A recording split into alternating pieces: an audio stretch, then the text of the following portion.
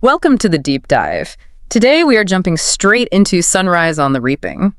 This is the fifth book, the big prequel everyone's been waiting for in the Hunger Games world. That's right. And it takes us way back 24 years before Katniss's time. We're landing right in the middle of the 50th Hunger Games.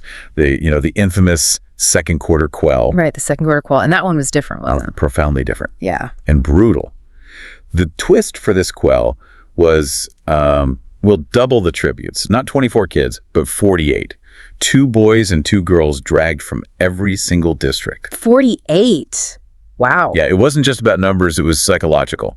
Amplifying the terror, making sure almost everyone felt that dread. And right at the center of this, we meet Haymitch Abernathy, 16 years old from District 12. You know him, of course.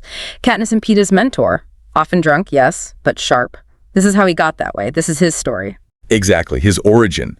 And what's really interesting is right away, even back then, Haymitch stood out. His wit, that sarcastic edge, but also his sheer resourcefulness. It got noticed fast. Noticed by who? The other tributes? Well, them too, probably. But importantly, by the capital. Citizens were intrigued, but some elites, they actually saw him as a threat even before the games properly started. You could feel his impact early on. So the pressure's immense from the start. Double the tributes, capitalize on him.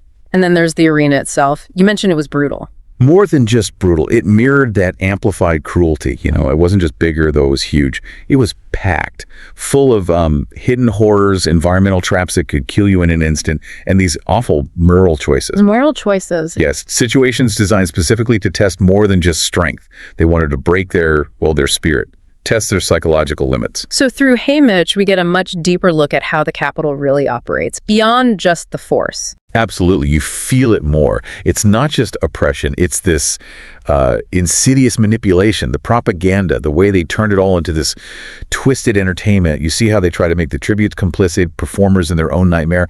It's a really sophisticated, dark game they're playing. You said earlier this is where the first seeds of rebellion get planted.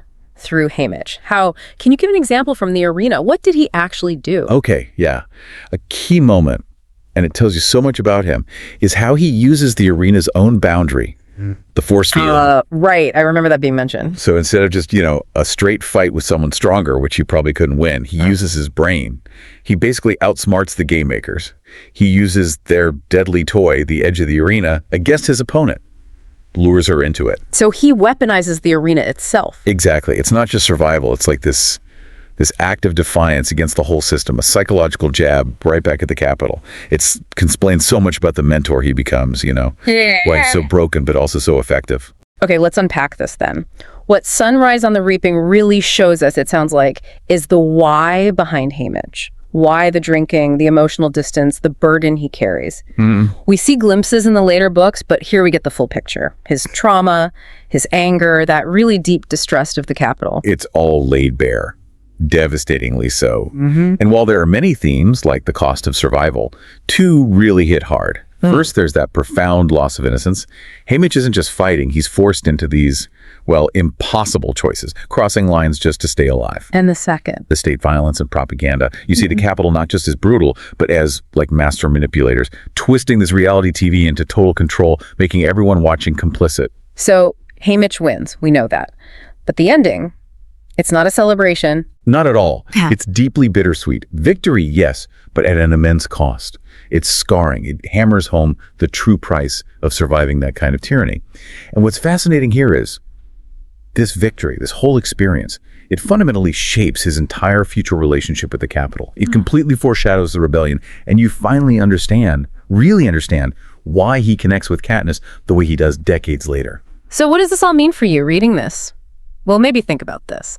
How can a victory that is so personally shattering, born from such unbelievable cruelty, how could that actually be the spark, the thing that ignites defiance later on? It really shows that maybe the ultimate cost of oppression for the capital is creating the very people who will eventually tear it down.